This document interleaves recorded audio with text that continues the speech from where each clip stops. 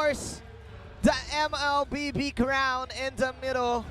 You can also see the RRQ fandom, the RRQ nation from the aisle. Okay, you have Xborg as the opening for Team TODAK. Xborg RRQ, they will bounce back. They are going to get the Masha this time. Okay. The masters of the Masha, for sure, Team Indonesia. And you also have the Kufra. By the way, this is a very nice steal from TODAK because TODAK can definitely use this Kufra to gain an advantage against their opponents. Definitely, I do like the bans here coming in from both of the teams, negating that early game. TODAK going for 2 supports. Meanwhile, RRQ instantly banning this Harriet, which is always present in terms of meta. I do like the change here coming in from RRQ. Totoro is now playing Tuturu. Yeah, Tuturu. Tuturu. Is it Totoro or I don't know. Tuturu? We don't know. But it's a character. It's a character. I hope that we don't, you know, butcher the name. Yes. In terms of pronunciation. Yes, we're so sorry, but we will stick to Tuturu. Tuturu. Tuturu, okay. So it's no longer I Am Jago who's going to play for RRQ, it's Tuturu. Alright. Now TODAK, that's Moon and Chiku. Okay. Now going to play the Kimi and the carry. So this is the double marksman strategy. The double K marksman. The Kimi carry. The Kimi carry strategy is here. Both of these marksmen, very playable, but in different ways. Of course, the carry, you rely on your basic attack and your true damage, plus relying on that second skill, the Phantom Step. Meanwhile, the Kimi, you need to rotate. But what is the answer? An instant assassin coming in from RRQ. I like it. The burst Gushin coming in from this Gushin. It's the Gushin coming out from RRQ. It's going to be enough to pierce through the backlines, right? The idea here is that you have to have a diving hero. You need to have something like a Gushin that can go to the backlines, pierce through, of course, and pierce down the carry and the Kimi, yes. Either or. And what RRQ can do with it is get another objective taker. That's why they go for the Masha. Yeah. I like the Granger ban here from RRQ. But however, Valier is going to be the choice here for RRQ. Could be a support, by the way. Yeah. And plus, it is indeed a deny pick coming in from RRQ. TODAK, they used this Valier yesterday, but let's see what kind of support is the answer for TODAK. I don't like the matchup of the carry against the Masha. It's a good 50-50, my man. This is, of course, the disarm mechanic coming in from the Masha, negating this carry to deal more damage, especially when he pops that spinning light wheel. I mean the speedy light wheel ultimate. Let's see. But man, TODAK hovering 2 supports right now. It's Lolita and Leomord. I thought that they will go for the Thams just because of the fact that Masha was played on RRQ, because Thams doesn't care about the disarm mechanic coming out from the Masha. However, Leomord being played by X-Ray yesterday from Team TODAK, that was really amazing plays. You know, those Lord Steals. More importantly, I think TODAK, even when it's anybody who is gonna play it, not X-Ray particularly, they really want this Leomord because this is how they always tailor their draft, right? Yes. They want to go for team fights from the late game and from the early game until the late game. They need to have a hero that can have an impact in the fights, and that is Leomord for you. They want clutch. They want action. They want action, especially with the Leomord popping the passive. Of course, with him going less than 30%, gives him extra crits. But, man, the answer coming in from RRQ, it is the insurance. Let's go. Let's invest on this. It's the Claude against this Kimi, against this carry. A very successful hero, I should say, in M1, being so good in this split push type of plays. Yeah. Right? I have to say that this is also an answer to the Kimi. Back in the Philippines, they use the Claude to actually take down the Kimi. What they do is go for the flicker, have the flicker in Blazing Duet, or maybe BMI in, or that's the Black Mirror image. Battle Mirror image, you go for a dive play with the Blazing Duet, look for the Kimi, chase him down. If you have the full stacks on your Art of Thievery, and at least you have the Demon Hunter Sword, you can take down the Kimi for sure. Definitely. And you flicker out or BMI out, whichever case that you need it. Definitely. That is what we do, at least what we see in the Philippines, and then really like the answer here from Team RRQ. I'll add something to that because if the Claude gets all of those stacks, Yeah, the Art of Thievery. the Art of Thievery, AOT. even if you pull off a sprint, you cannot run away You cannot- from this Art of Thievery Surely. blazing duet Surely. combo. Yeah. And that's gonna be interesting, right? But It's very that interesting. is gonna be we go. dependent on whether or not this Claude will get the farm. If Yes. the Kimi will outfarm this Claude for sure, they will be ran over. Definitely. And now you are probably gonna hear the crowd, even when the arena is not yet full because it's still pretty early in the morning. Yes, of You course. still feel the intensity of the crowd. Of course, even though, guys, it's just one team left. One team left. For Team Malaysia. TODAK. Ladies and gentlemen, please do share this stream. Yeah. If you are watching in YouTube Gaming, this is it, guys. The This is it. championship Sunday. Championship Sunday. Championship Sunday.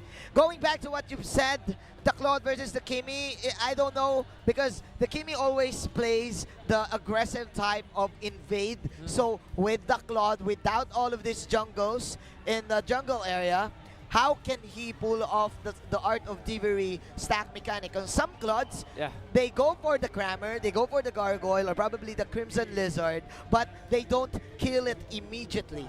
Yeah, Right? they They just- bait it out, they wait just for this. waited for it. Yeah, they wait for the cooldown, and then they go back to the lane, and then they will clear the lane and then stack again. You see the Celestial Palace. Of course, the blue side controlled by TODAK, red side by RRQ. Here we Don't go. know exactly what the lane setup could be, but I can assume that this Kimi will go mid, the Claude will go for the solo lane. Yep. And then you have Leomord. Uh-huh. The Leomord to go to the off lane or the safe lane, but he's going to be the one to go for the solo play. I mean, Yeah. it's going to be the Claude to be helped by perhaps the Lolita, if I Yep. remember correctly, or maybe the export. We Yep. don't know exactly as we now hop into the game. We shall see. And the announcer said, smash them. Let's go, Malaysia.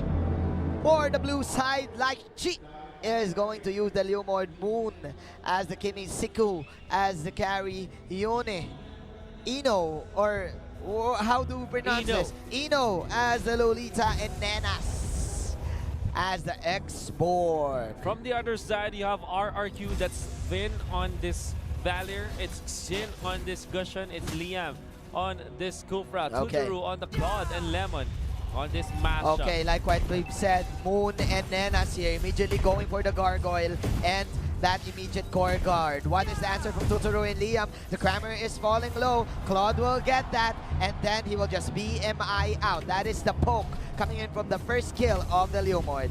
Now, of course, the pressure is real from Team TODAK. They want to go for the aggressive play this time. The Kufra with a very nice knockup onto Lychee, but Lychee will just run away. I like how Nenas is doing the backs out play coming in from this fire missiles. Meanwhile, for the side of RRQ, it's Sin getting this crab coin in the bottom lane, eyeing to kill this carry.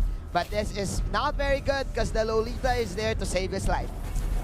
Look at this. They're not overly committing against the crab this time. Damage from Vin. This might go for the bridge, but of course the stun connects. Coming out from Liam. There could be enough damage, but he's threatened by the damage of the Leomord. Nice flicker away from Liam. Nice. On this Kufra. Nice flicker away. RRQ repelling, denying, Team TODAK to get this early crab and keep the Kimi going. Look at this. The Gushan threatening Moon.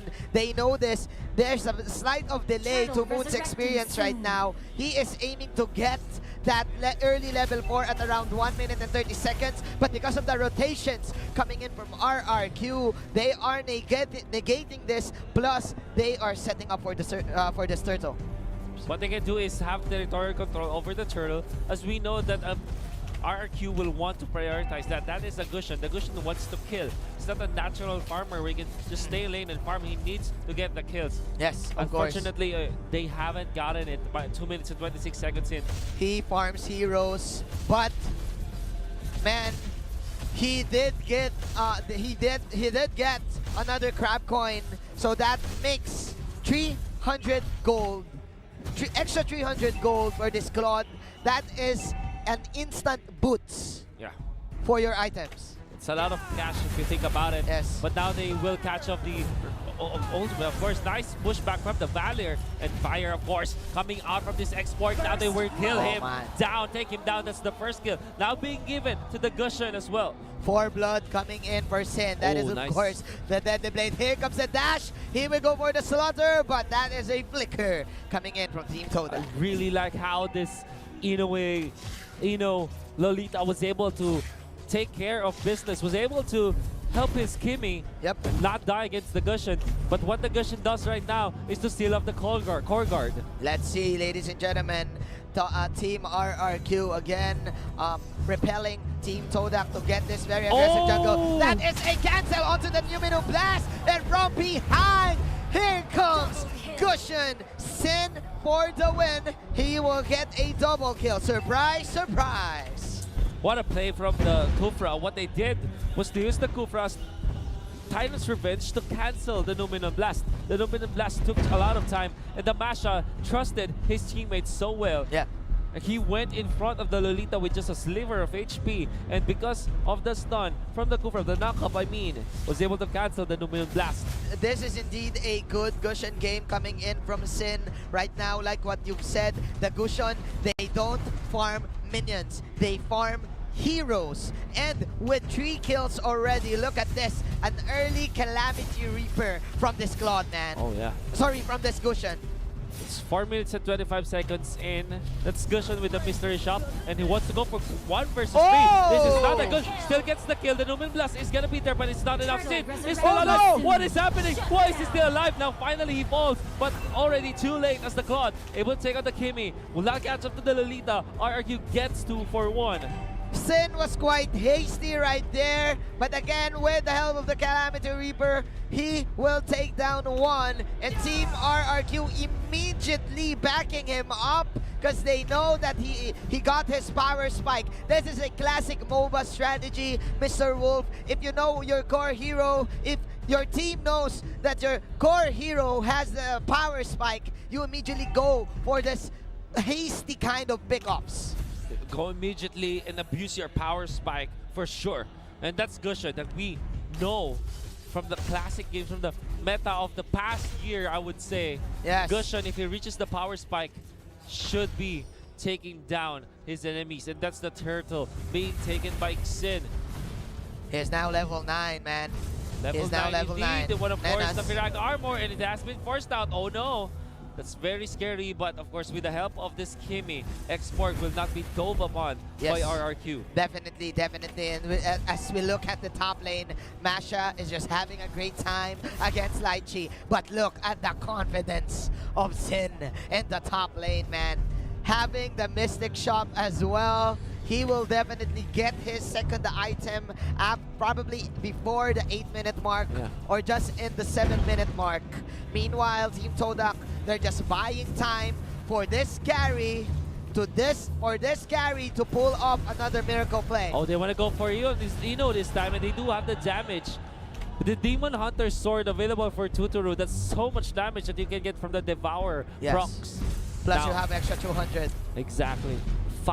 6 kills going in favor of RRQ, but Sin gonna be able to pick up the Kimmy. Gets a second kill this time. Leomord is down for the count. And now they will try to shut him down. And yes, they will. The carry is here. But of course, the last Insanity is not gonna be enough. But man, the disarm!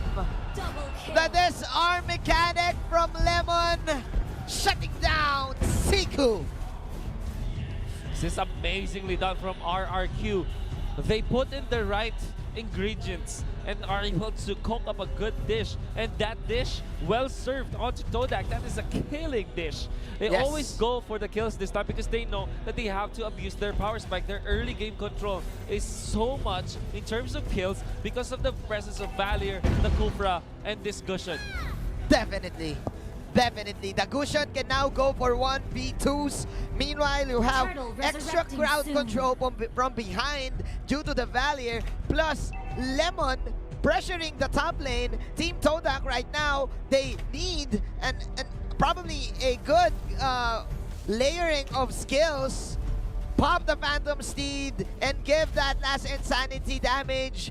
But man, I think it's not really enough because Team RRQ, they're just too powerful right now. They are indeed very powerful because if you think about it, Team TODAK, they have good early game because of Kimmy and Leomord and Yes. Xmord. However, their lineup is flourishing when it comes to push, Yep. not in terms of team fights. RRQ, they're very good at team fights and they're also very good at pickoffs. So in terms of the killings, RRQ definitely has got the advantage. Now Definitely. Team TODAK, they have to stop dying to RRQ at this point. Let's see if the heart of the cards is true.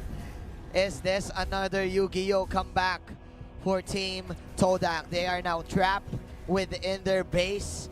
And that is the first limbo. I don't know if that's the Raptors machete from the carry. But of course, it's now too late as Vin and Liam just punishing them with all of these skill shots. Liam even going for that passive, the cursed scroll. Ladies and gentlemen, 8 minutes in, RRQ. This is it.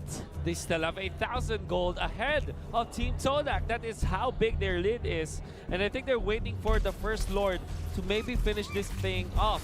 And the thing is, Team TODAK, they're not finding the objectives that they can. Yes. They only have taken one turret, no turtle. And that is already bad if you're drafting the Kimi carry type of composition. If you want to go for the double marksman strategy with the Kimi, you should be pushing. Definitely. Definitely. But again, RRQ, they know this. They've been battling with EVO's Legends in terms of how to rotate. Yeah. And if I'm not mistaken, I've talked to one pro player, there is like nine kinds of rotations that you can do. Wow. And man, we don't know that yet. That's their secret. Probably I know only 2 to 3 Yeah. by heart. But again, RRQ, they're just waiting for this Masha to get this Lord. He can solo it, and then they will go for the instant push. Team TODAK. Man, Sid! Oh no! He is too deep, but okay. Is there going to be a rocket? That is a stun! That is a shutdown! A shutdown indeed! For the Claw! But of course, Sorry for the Gushin! There's a Tyrant's Revenge but a pushback, but while this is happening, the Lord already taken by the Masha. Maybe it was the plan all along. Have this Gushin sacrifice himself, create the chaos for them to take the Lord. I don't know, man. It probably is not. It probably is not, but it probably is just an accident. an accident. But there are no accidents. No accident. Since the master of the Kung Fu Panda show. 10 minutes in, Sin giving the shutdown, but again, RRQ is leading this one. That is the Lord Push coming in here in the mid lane. Here we go. Here comes the rocket from the Kimi. Here comes Gary with the ultimate. That is the disarm. The tower will fall down. Tyrants are connecting into one. That is, of course, the ball from this Kufra. But man, Vin coming in with all this searing torrents, just poking and poking. Unlimited pokes coming in from Vin. Dominum Blast, but it will get cancelled out by Mr. Liam. And in comes the cushion, man. Genius is going to be scary for Team TODAK. They have defended the Lord. However, they had to give up 2 of their inhibitor turrets this time onto the bottom. A little bit of pressure. That's the Turbo Masha. You have to watch out for that. If you are Team TODAK, how can you defend this? They need to find the cushion. There's the last insanity going to be used, but it's not enough. There is the initiation coming up from RRQ. There's the Phantom Steed able to take on the X-Borg. However, as RRQ will go for one trade-off in exchange for getting the turret down bottom. Nice flicker out coming in from Siku to survive. But man, mission accomplished for RRQ. Getting the mid and the top tower. 1-for-1 trade-off in terms of kills, but they do get 2 inhibitor turrets. And that is exactly a win there. What will they do right now is that they will reset. They will go back to their base, probably buy more items to win a clash. Moon going for an early winter truncheon. Of course, the winter truncheon is so helpful against Team TODAK. What you can do is buy the time, right? If you bait yourself, you jump in, you use all of your combo, you spend your incandescence, and just pop the winter truncheon if nobody else is dead. And then you have to wait for the rest of your team from RRQ to get back to the fray. That's why we can see Kufra not initiating, not being the first one to initiate. Definitely. But the follow-up initiations definitely on point. Yeah. From Liam the Kufra. Exactly. It's all because of the pokes. Vin going for those fireballs, man. It is very irritating, especially if you're a Kimi. You cannot position yourself very well, especially with this pushback. And right now, RRQ coming in, pressuring out all of the parts of the map. Here we go. That is the tower down. RRQ, will they go for the clash? There's the flicker out, coming in with the Lolita. Another stun, plus the firewall. And no Blazing. aluminum blast for you. That is the blazing duet coming from the Claude. Oh, what an Three-man ultimate. Tyrant's Revenge. Nice ultimate coming from the Kufra. That is RRQ. Got a game number 1. RRQ, they have woken up. They have found the momentum. They are definitely dominant against Team TODAK at that game, starting from their first rotations. On point from RRQ, they look like they studied perfectly well what TODAK can bring. And this time, if you are Team TODAK, you're gonna have to ask, what went wrong? What went Was wrong? it the Masha? Was it the Kufra?